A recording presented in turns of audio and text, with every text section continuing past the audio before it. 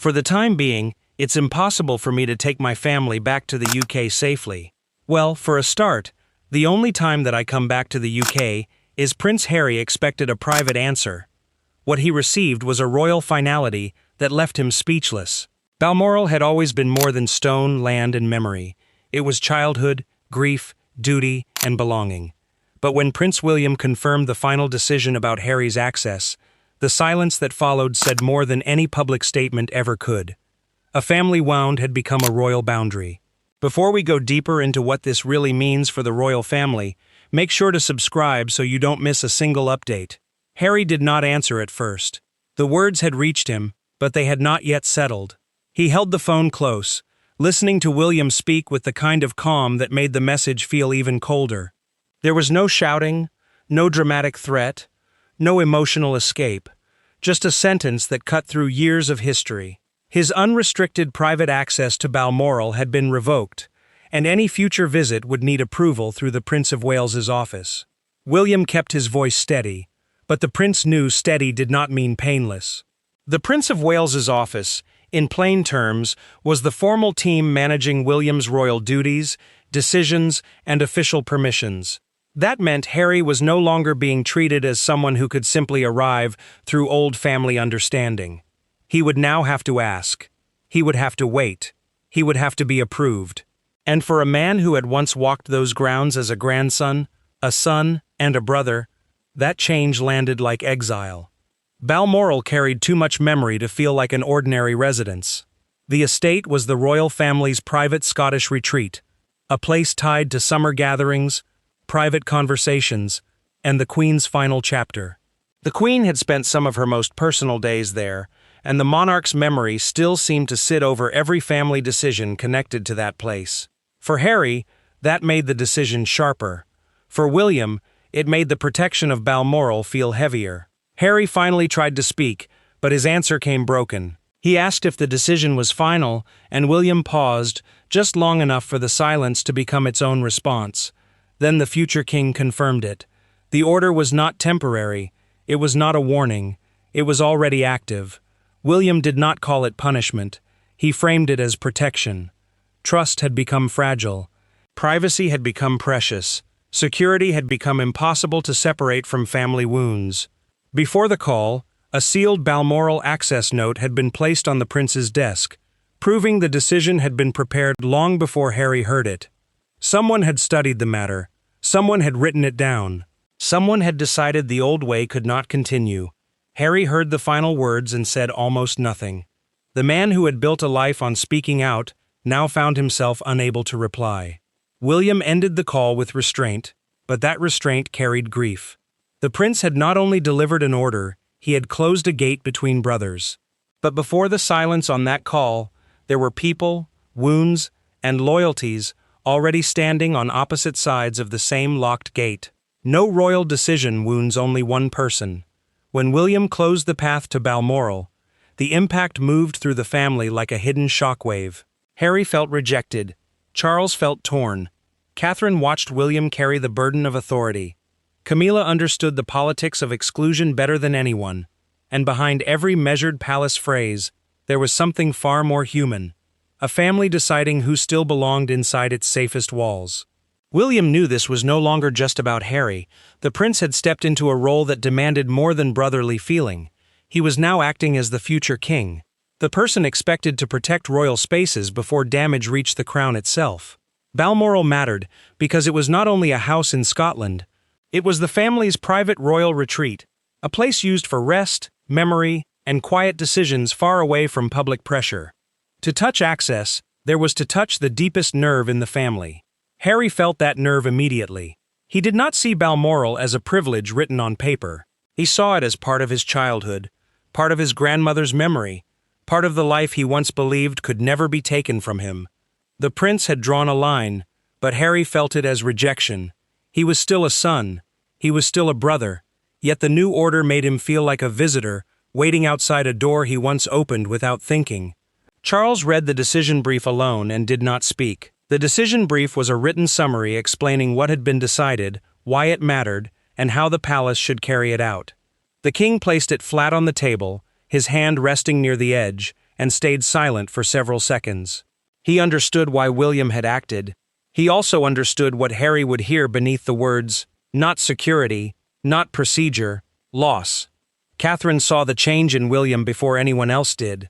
The princess watched his face harden before the announcement, and she knew this was not cold ambition. It was pain wearing the mask of control. William had one authority, but he had not one peace. Catherine understood that a family boundary can protect one side while breaking the other. She stayed close to him, not to push the decision, but to steady the man who had to deliver it. Camilla sensed the deeper danger quickly. The queen consort knew Balmoral access was now connected to a larger question: who could still be trusted inside private royal life? She had lived long enough inside palace walls to know that exclusion never begins with the door. It begins with doubt. And once doubt enters a royal household, it spreads quietly, touching names, rooms, schedules, and memories. A senior aide made the change real. The aide removed Harry's name from an internal Balmoral visitor category, a private list used to guide staff on who could enter under family access and who required approval. That small act carried enormous weight. Harry was no longer inside the old circle. William's decision was already active before the wider family had even finished absorbing it. One person knew exactly what had pushed the prince this far. One person remembered the moment at Balmoral that made trust collapse behind closed doors. And to understand why William would go this far, the story must return to the single moment that turned suspicion into action. Every royal rupture has a point of no return. For William and Harry, it was not a shouted argument in London or a headline across the world. It was a private moment inside Balmoral during what should have been a quiet family weekend. One conversation, one closed door, and one overheard exchange changed everything. After that, William no longer saw Balmoral as neutral ground. Harry arrived carrying more than luggage. He carried old hurt, old questions, and the quiet anger of a man who felt decisions were being made around him instead of with him. The private Balmoral weekend had been arranged after months of strained communication, and the plan was simple: bring the brothers into the same family space and let the pressure drop. Balmoral, the royal family's private Scottish retreat, mattered, because it had always been where public masks came off and family wounds were supposed to soften. Charles wanted peace badly enough to believe it could still happen. The king hoped William and Harry could speak without cameras, staff pressure, or the noise of public opinion. He knew the brothers had become symbols to the world, but to him, they were still sons. That was why the weekend mattered. If Balmoral could not bring them back into the same emotional room, then perhaps no place could. Harry chose the wrong moment to confront William, or perhaps the only moment left. In a side room away from the family, he asked the prince why he was being erased from private decisions. His voice carried pain, but pain quickly turned sharp. William listened at first, controlled and still. Then the future king warned him that Balmoral could not become another battlefield. Not this place. Not the one place still tied to the queen's memory. The words changed the air between them. Harry heard rejection, where William meant warning. The prince heard pressure, where his brother meant desperation. Neither man raised his voice for long, but the coldness between them did more damage than shouting could have done. Harry wanted to be seen as family. William wanted to protect the family from another private fracture becoming public. Then came the moment everyone later remembered in whispers: the library corridor exchange. This was the specific incident that turned concern into action. The exchange meant a tense conversation near Balmoral's library corridor, where private family movement and guest records were later discussed. Harry was overheard questioning whether Balmoral's private guest records could be challenged through family channels, and the sentence landed like a spark in dry grass. A courtier later described the moment in a documented household account prepared for senior staff. The courtier said, "William left the corridor pale, closed the library door behind him, and asked for the estate access files." Estate access files were internal records showing who could enter certain private areas, when they could stay, and under what authority. Once the prince requested them, the old family trust had already begun to shift into formal control. William did not speak of revenge, he spoke of risk. Harry did not speak of betrayal, he spoke of being pushed outside. But both brothers knew something had changed. The library corridor exchange became the quiet foundation for everything that followed, because after that day, Balmoral was no longer just a place of memory, it became evidence. What began as a private warning in a corridor soon demanded a face-to-face reckoning between two brothers who could no longer hide behind memory. When Harry finally stood before William, the room carried years of unfinished anger. There were no crowds, no microphones, no smiling family photographs to soften the blow. Just two brothers facing the truth. Neither wanted to say aloud. William had made his decision. Harry wanted a reason. And somewhere between duty and blood, Balmoral became the place where brotherhood met the cold edge of command. Harry entered expecting a conversation, not a sentence. The private meeting had been arranged at Windsor, away from public faces, and away from palace noise. Windsor mattered because it was one of the monarchy's strongest family seats, a place where private decisions often carried public consequences. Later, after the first formal greeting, the aides left. That silence mattered too, because it meant no one could soften the words, interrupt the pain, or carry blame for either brother. William arrived with the Balmoral access folder under his control. The folder was a collection of papers tied to who could enter the royal family's private Scottish retreat, when they could stay, and who had the power to approve it. Harry saw it immediately and understood the meaning before a word was spoken. The prince had not come only as a brother, he had come as the future king, carrying the authority of the crown. Harry tried to stay calm, but the hurt rose faster than his pride could hold it down. He asked whether he was now being treated like an outsider. His voice tightened on the word family, and for a moment, even William looked away. The question was simple, but the wound behind it was not. Harry was asking if blood still mattered. He was asking if memory still counted. He was asking whether Balmoral had become a place he had to earn. William answered quietly, and that made it worse. The prince said, "Family access requires family trust." The sentence landed like a door closing. Harry stared at him, stunned by how final it sounded. William did not shout. He did not move toward anger. He simply held the line, and the line was brutal, because it left no room for old excuses. The folder became the center of the room. William set it down, but when Harry reached for one page, the prince stopped him. That single refusal revealed more than any speech could. One confidential page remained hidden, and that meant deeper concerns were still being protected.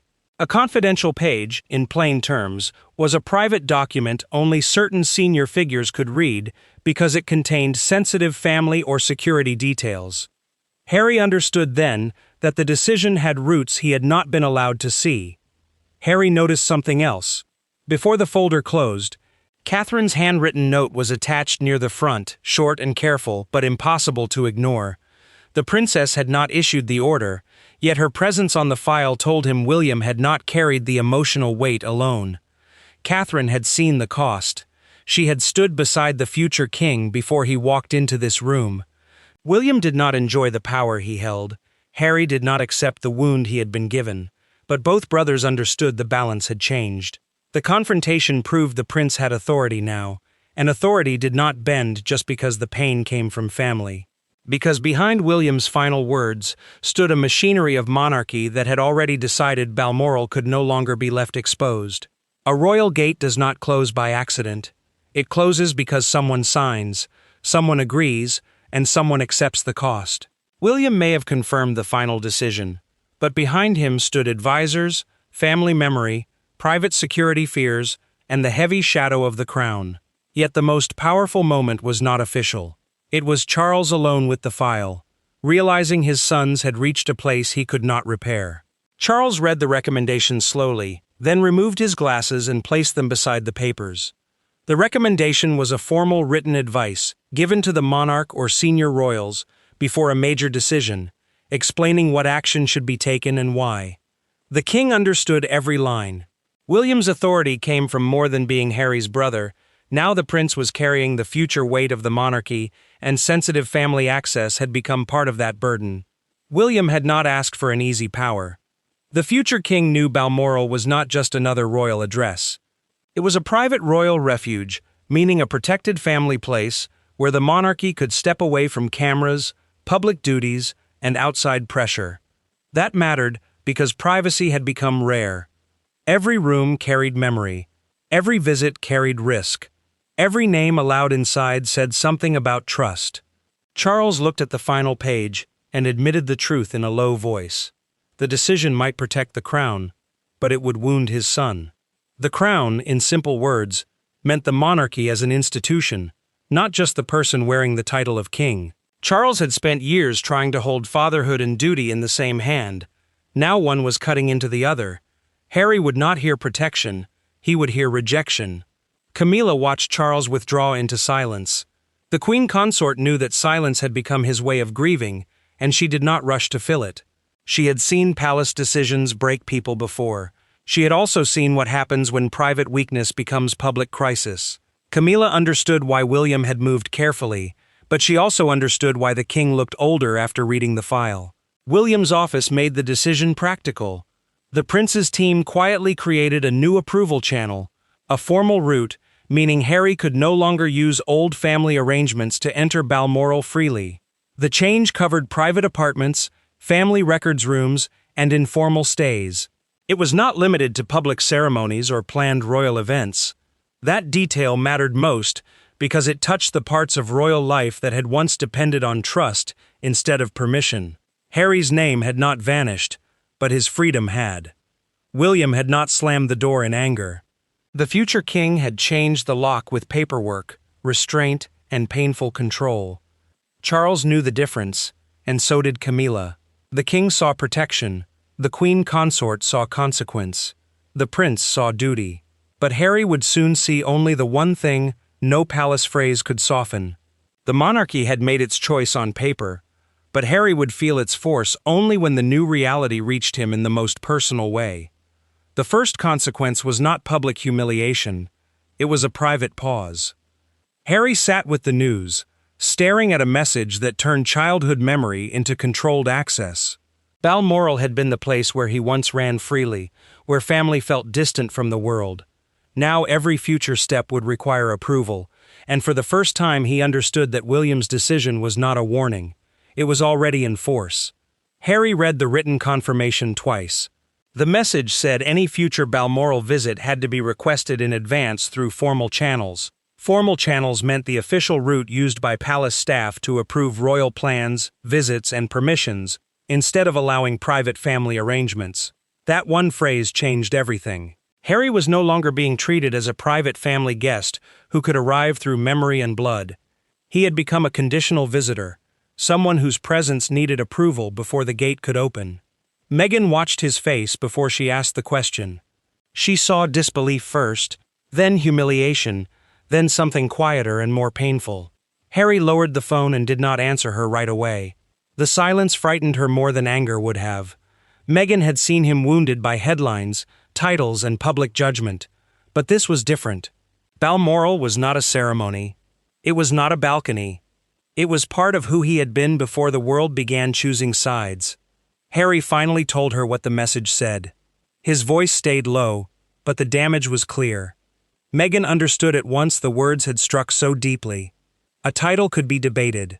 A role could be changed, but access to a place filled with family memory felt personal in a way no official statement could soften. Harry had lost something invisible, and that made it harder to defend. The next blow came quickly. A planned, quiet visit tied to a family anniversary was placed under review. That meant the visit was no longer assumed or accepted. It had to be checked, discussed, and approved before it could happen. Harry stared at that detail as if it belonged to someone else's life. The anniversary mattered because it was connected to grief and remembrance, not power. Yet even grief now had to pass through permission. Harry then learned that Balmoral staff had already been briefed. Staff briefing meant workers at the estate had been told what instruction to follow if he requested access or appeared under old family expectations. That detail made the decision feel brutally real. William's order had moved beyond private words. The prince's decision now lived in instructions, lists, and quiet conversations among people who once would have simply welcomed him. Meghan saw the humiliation settle on him. She reached for calm, but Harry stayed distant. He was not only angry at William, he was stunned by how complete the change felt. The future king had not just spoken, he had acted. And every action told Harry the same thing. The old path to Balmoral was gone. But just when the decision seemed impossible to soften, one private conversation changed the emotional direction of the story. The turning point did not come from lawyers, aides, or palace offices. It came from two people speaking plainly when the institution finally stepped aside. After the anger came the silence. And inside that silence, William and Harry faced something neither policy nor protocol could fully explain: grief. Balmoral was not just access. It was their grandmother. It was childhood. It was the last place where some memories still felt untouched. When the brothers spoke privately again, without aides and without royal language, the decision did not change, but its meaning did. William agreed to speak one final time because he knew Harry deserved more than paperwork. The prince did not enter that conversation to renegotiate the order. He entered to explain the heart behind it. The institutional buffer was gone now, meaning there were no aides, no palace officials, and no formal voices standing between the brothers. That mattered because every earlier step had sounded official. This time the pain had to be spoken plainly. Harry did not begin with anger. He began with loss. He told William that losing free access to Balmoral felt like losing another piece of his mother, his grandmother, and the life he once belonged to without asking. The word free mattered because it meant more than movement. It meant trust. It meant being known. It meant walking into a family place without feeling measured at the door. William listened, and for once he did not answer quickly. The future king understood that Harry was not only fighting for a house in Scotland, he was fighting for proof that the past still counted. Balmoral carried the Queen's memory in a way no palace statement could explain. The Queen had made that place feel private, protected, and human. For both brothers, her absence made every decision around the estate feel heavier. William then confessed the truth he had kept buried under control. He said protecting Balmoral felt like protecting the last place where the family could still breathe. The prince explained that the decision was never designed to erase Harry completely. It was designed to limit access until trust could be rebuilt. Limit in this context meant reducing freedom without fully removing the possibility of future visits. That difference mattered even if it still hurt. Harry heard the words and something inside him shifted. He did not forgive the decision in that moment. He did not accept it easily. But he finally understood that the wound was not only punishment, it was consequence. Broken trust had created a new kind of distance, and Balmoral had become the place where that distance could no longer be hidden. William looked less like a victor than a man carrying a burden. Harry looked less like a rebel than a son trying to hold on to what remained. The brothers had reached a painful truth. Love may explain the past, but trust controls the future. Balmoral was still part of Harry's story, but it could no longer be entered on memory alone. The private emotional shift could not stay hidden for long. What the brothers understood in silence, the world would soon judge in public, and the reaction was impossible for the palace to control. By morning, Balmoral was no longer just a family residence. It became a symbol. Across Britain and beyond, people saw the decision as a royal exile wrapped in palace language. Some called it necessary, others called it cruel, but one image captured the mood. A newspaper front page showing Balmoral's gates under a gray sky, with one word stretched across the top: locked. Harry saw the front page before anyone around him could soften it. The formal restriction had moved from palace paperwork into public debate, and that changed the pain completely. A formal restriction meant an official limit placed on what he could do, not just a private family request. That mattered because the world no longer saw this as a quiet family boundary. The world saw it as a royal message, and Harry was forced to watch strangers judge the most personal door in his life. William saw the same coverage and felt the blow in a different way. The prince had expected criticism, but he had not expected the decision to be reduced to cruelty. Broadcasters framed the story as a battle between royal duty and brotherly pain. Royal duty, in plain words, meant the responsibility to protect between the brothers was no longer temporary. William carried his own silence. The future king knew silence could look cold, but he also knew explaining too much would expose her when royal decisions become national arguments. Some people said Harry had lost trust. Others said William had gone over sentiment. The words stung because they sounded simple, but they carried the whole conflict. Order protected the crown. Sentiment remembered the boy Harry had been.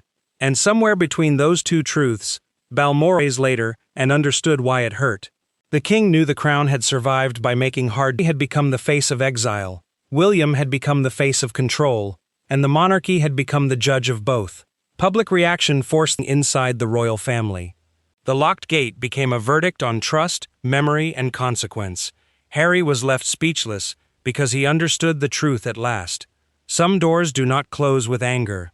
They close with sorrow, duty, and the knowledge that nothing will return exactly ever.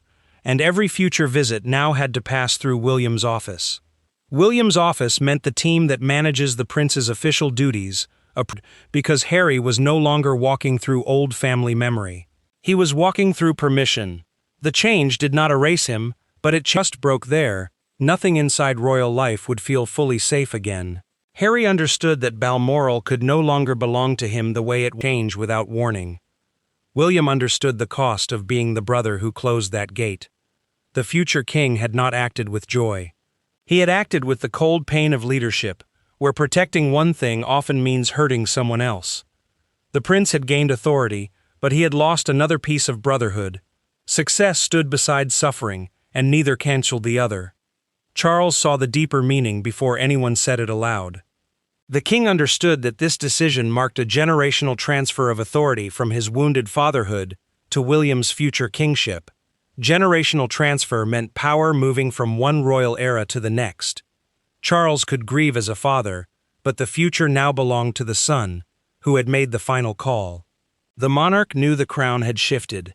Catherine's quiet support confirmed the emotional truth behind the decision. The princess did not push revenge. She stood behind a boundary drawn around the monarchy's most fragile private world. Catherine understood that love without trust could not protect Balmoral. William understood it too. And Harry painfully finally understood why the gate had closed. This moment meant Harry had not been erased. He had been repositioned. Balmoral remained part of his past, not his unrestricted future. For William, it proved he was no longer only a brother. He was becoming the guardian of the crown's most sacred spaces. There is no softer ending to this chapter. Balmoral stayed standing, the gate stayed closed, and the royal family moved forward with one truth, carved into silence. Love may remember, but trust decides who enters. Thanks for watching. Please don't forget to like and subscribe, and we will see you in next